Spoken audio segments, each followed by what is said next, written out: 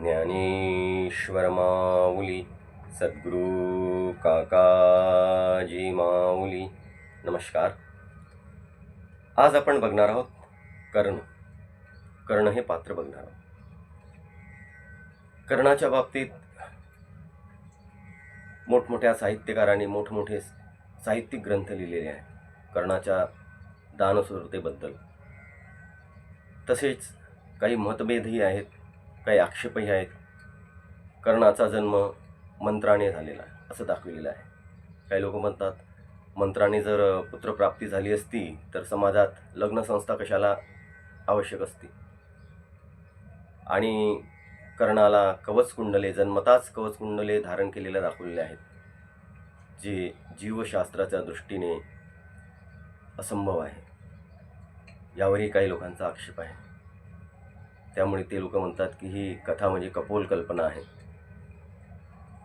तर यातील ज्ञानविज्ञान काय आहे, जे व्यासांना अभिप्रेत आहे, ते आपल्याला योगी मनोहरांनी सांगितलेले आहे. ते आपण पाहूया. कर्णाची उत्पत्ती सूर्यमंत्राने झाली. कुमारी अवस्थेत कुंतीने सूर्याचे स्मरण करून सूर्यमंत्र म्हटला. सूर्य म्हणजे प्रकाश, ज्ञानप्रकाश, ज्ञानकेंद्र म्हणजे ज्ञानपिता. सूर्य ज्ञानपिता मानलेला आहे. कर्ण जन्माचे वेळी कुंती बुद्धीने, कुमारी कुंतीने सूर्याचे स्मरण करून म्हणजे ज्ञानाची अभिलाषा धरून मनाच्या अवस्थेचा मंत्र म्हटला. आणि सूर्य म्हणजे पूर्ण ज्ञान, ज्ञानाद्वारे तिला गर्भधारणा राहिली.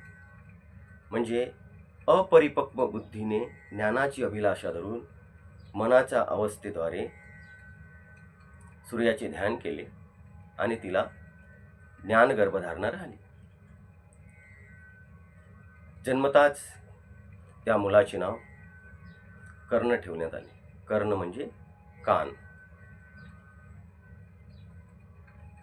त्या काळात प्रिंटिंग आजसारखे अवगत नसल्यामुळे विद्वान प्राप्त झालेले ज्ञान ताडपत्रीवर लिहायचे आणि ते सर्वसामान्य श्रोत्यांना प्रवचने देऊन सांगायचे.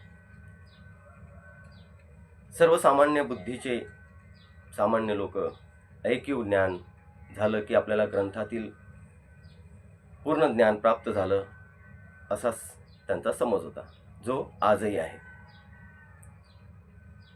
पण उपनिषदे सांगतात, नायमात्मा प्रवचनेन लभ्या न मेधया बहुना श्रुतेन. म्हणजे आत्मज्ञान केवळ प्रवचने देऊन किंवा ऐकून अथवा केवळ बुद्धीचा तर्कविलास दाखवून मिळत नसते, तर त्याकरिता साधकाला कठोर साधना करावी लागते. ज्ञान हे फक्त ऐकू मिळत नाही. ऐकलं की फक्त तुम्हाला माहिती, त्या विषयाची फक्त माहिती मिळेल, पण ज्ञान त्याकरता साधनाच करावी लागते. पुत्रप्राप्तीचा अनुभव घेण्याकरता गर्भधारणाच करावी लागते. पोटाला चिंध्या बांधून गर्भधारणा होत नसते. म्हणून केवळ प्रवचने ऐकून फक्त तुम्हाला माहिती मिळेल, ज्ञान मिळणार नाही. त्याकरता ध्यानच करावे लागेल.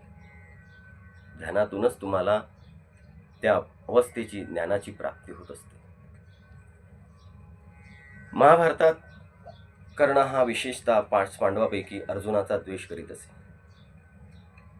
अर्जुन हा ब्रह्मात सरसंधान करणारा आत्मज्ञानी अनुभवी साधक होता आणि कर्ण हा ऐकून ज्ञानावर स्वतःला ब्रह्मज्ञान प्राप्त झालेला आहे असा मानणारा साधक होता.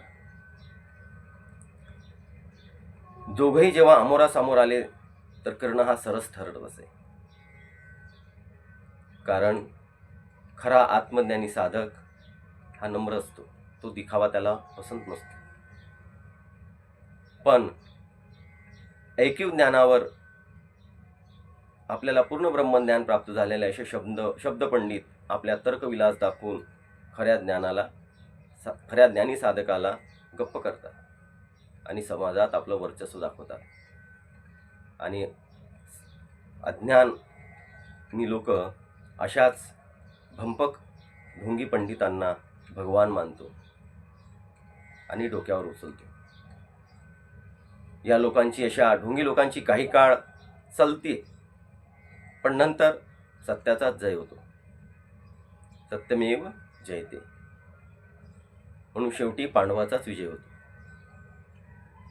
यत्र योगेश्वरः कृष्णो यत्र प्रार्थो धनुरा तत्र श्री विजयो भूतिर्ध्रुवा नीतिर्मतिर्मम असं म्हटलेलं आहे. लग्नाच्या आधी पुत्रप्राप्ती होणे हे समाजाच्या दृष्टीने पाप असते आणि केवळ ऐक्यू ज्ञानच आत्मज्ञान नाही आहे हे कुंती बुद्धीला कळल्यामुळे ते ऐक्यू ज्ञानाला, सत्यज्ञान, आत्मज्ञान, खरं आत्मज्ञान प्राप्त करण्याकरिता तिला पुन्हा त्या पुत्राला ती ज्ञानगंगेत सोडते. हे कुंतीचं कर्णाला गंगेत सोडणे आहे. पुत्र तो ज्ञानगंगेत वाहत वाहत जातो आणि अधिरथ नावाच्या सुताला मिळतो. गंगेतील खाद्य मत्स्य, अशा मत्स्याला, अधिरथ मत्स्याला तो बालक मिळतो. त्याला पुत्र नसल्यामुळे तो त्या पुत्राला उचलतो आणि घरी घेऊन जातो. त्याच्या पत्नीचं नाव राधा. राधा म्हणजे आनंद. तिला खरं आत्मज्ञान नसल्यामुळे, म्हणजे पुत्रप्राप्ती नव्हती. कशाची पुत्रप्राप्ती नव्हती? खऱ्या आत्मज्ञानाची, अनुभवाची पुत्रप्राप्ती नव्हती. अनुभव नव्हता तिला आत्मज्ञानाचा. हे तिला पुत्र नसणं म्हणजे हे आहे. म्हणून ते काय करते, ऐक्यू ज्ञानालाच दत्तक घेते, की आपल्याला ऐकूनच आपल्याला ज्ञान प्राप्त झालेले आहे, अशा त्या कर्णाचा ते स्वीकार करते आणि सांभाळ करते. म्हणून कर्णाला राधे सुद्धा म्हणतात.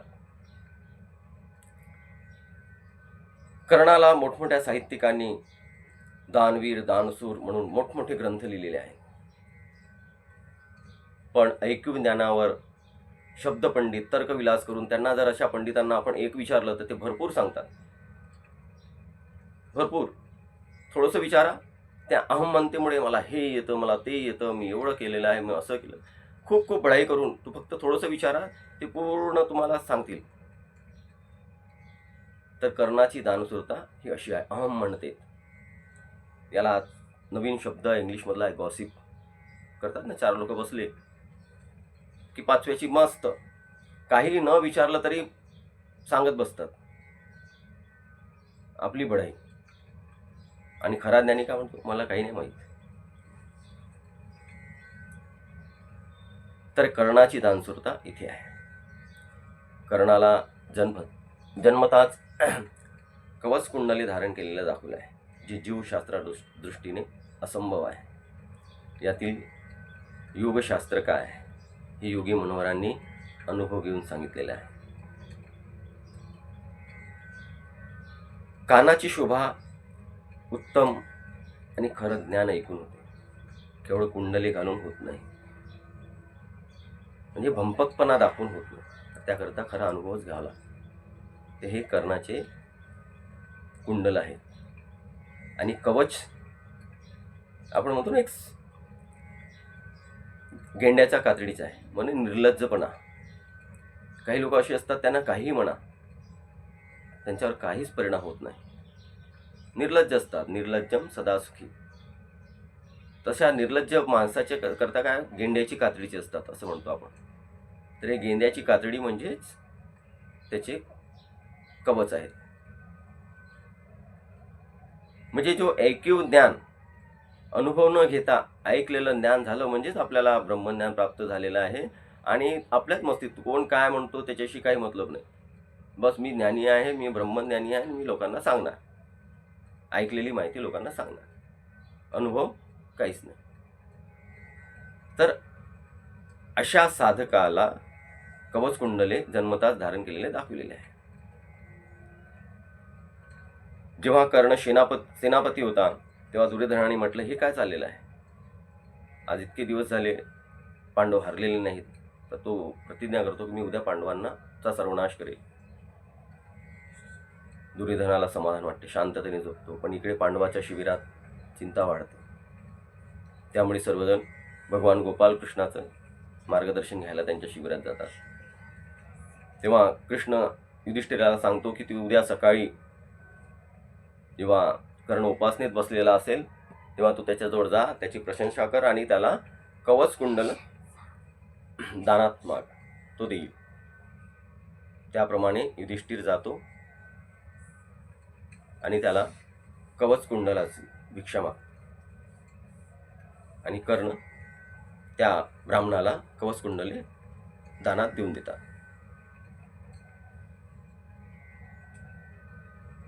नंतर दुसऱ्या दिवशी परस्पर युद्धाच्या दिवशी जेव्हा अर्जुनासमोर आणि कर्णाचं युद्ध सुरू राहते, अशा वेळी बरं युद्धात कर्णाचा सारथी कोण राहतो? शल्यमामा. आणि इकडे अर्जुनाचा सारथी कृष्ण. कृष्ण म्हणजे सत्सत विवेक बुद्धी. आणि कर्णाचा शल्य म्हणजे काय? बोचणे. एखादी गोष्ट आपण करतो आहे पण ती आपल्याला माहीत असते का मी जी करतो आहे ती चूक आहे, पण स्वभाव वृत्ती जी आपल्याला बनलेली आहे ती गोष्ट आपल्याला हातून करूनच घेते. तर हे आहे, कर्णाला माहीत होतं की ऐक्यू ज्ञान हे ब्रह्मज्ञान नाही आहे, पण ती वृत्ती आहे, त्यामुळे त्याचं शल्य त्याला बोचत होतं. हे आहे कर्णाचं सारथी शल्य. युद्ध करता करता कर्णाचा रथाचा एक चाक जमिनीत रुततो. तेव्हा त्याला आठवतं का पूर्वी मी देवगाईला मारून मारून जमिनीत रुतवलं होतं, त्याचाच हे परिणाम आहे. पण तो शूर असल्यामुळे खाली उतरतो निशस्त्र आणि चाकवर घेण्याचा प्रयत्न करतो, काढण्याचा प्रयत्न करतो. अशा अवस्थेत श्रीकृष्ण अर्जुनाला आदेश देतात, कर संसंधान आणि कर मार कर्णाला. तेव्हा कर्ण म्हणतो की ही युद्धनीती नाही आहे, ही नियम नाहीत युद्धाची, ही अनिती आहे. तेव्हा कृष्ण सांगतात की हा आता नीतीची गोष्ट करतो आहे, पण याने आजपर्यंत काय केलेलं आहे? अभिमन्यू चक्रव्यूहाच्या वेळेस या लोकांनी काय नीतीने वागले आहेत? प्रत्येक वेळेस अनितीने वागले आहेत. आणि आता अनितीने वागणारी लोक स्वतःवर वेळ आली की नीतीच्या गोष्टी करतात. त्याच्यामुळे तू याच्या बोलण्यात जाऊ नको, संसंधान कर आणि त्याला मार. हिच्यापासून आपल्याला शिकलं पाहिजे काय करायचं आणि कसं राहायचं. महाभारतातील प्रत्येक पात्र हा मारतो, नष्ट होतो, मारल्या जातो, म्हणजे ती वृत्ती नष्ट होते. कर्ण ब्राह्मणाला म्हणजे ब्रह्म जाणणाऱ्या ब्राह्मणाला आपले कवच कुंडल देतो, म्हणजे त्या ब्रह्मवृत्तीत आपले जी ऐकूनच आपल्याला ब्रह्मज्ञान प्राप्त झाले, निर्लज्जपणा हा त्याच्यात अर्पण करतो आणि ब्रह्मात लीन होतो. हे त्याचं कवच कुंडल आहे. आणि अर्जुनाद्वारे म्हणजे खऱ्या साधना ब्रह्मात सरसंधान करणाऱ्या साधकाद्वारे त्याचा अंत होतो, म्हणजे ती वृत्ती ते अज्ञान ज्ञानात समर्पित होते. हा कर्णजन्माचा इतिहास जो योगी मनोहरांनी स्वानुभवाने आपल्याला सांगितलेला आहे, याचा आपण चिंतन करावं, मनन करावं, आणि जर आवडलं असेल तर आपल्या जीवनात ते उतरवण्याचा प्रयत्न करावा. अशीच ज्ञानेश्वर माऊली.